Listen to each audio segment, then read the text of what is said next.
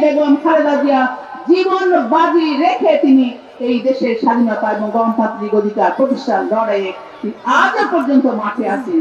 সুতরাং আমরা তার কথা মনে করি, তার এই যে সংগ্রামে আমরা সহযাত্রী হব এবং আল্লাহ তাকে সুস্থ রাখেন কামনা করব।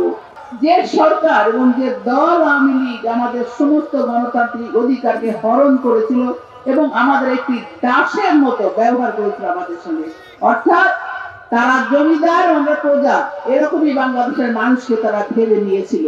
আমরা সেই জনগণের সরকার প্রতিষ্ঠার জন্য, অর্থাৎ আমার পছন্দের জায়গায় যদি আমি ভোটটি দিতে পারি সেইটির জন্য আমরা লড়াই করেছি। শেখ হাসিনার দলের কোনো ভোটের দরকার হয়নি।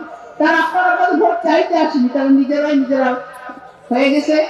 তারা কেউ এমপি হয়েছে, মন্ত্রী, সবকিছু হয়েছে।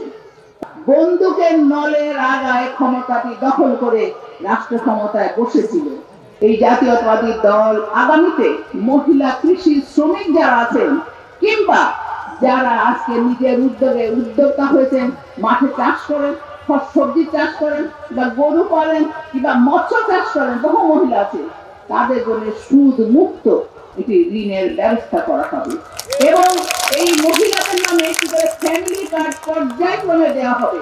এই ফ্যামিলি কার্ডটি মালিক হবেন প্রত্যেক বাড়ির মহিলা, সেখানে কোনো পুরুষ মানুষ, সে বাবাই হোক কি ছেলেই হন, তারা কিন্তু মালিক হবেন না। অর্থাৎ আলাদা একটি সম্মানের জায়গায় মহিলাদেরকে জাতীয়তাবাদী দল দিতে চায়।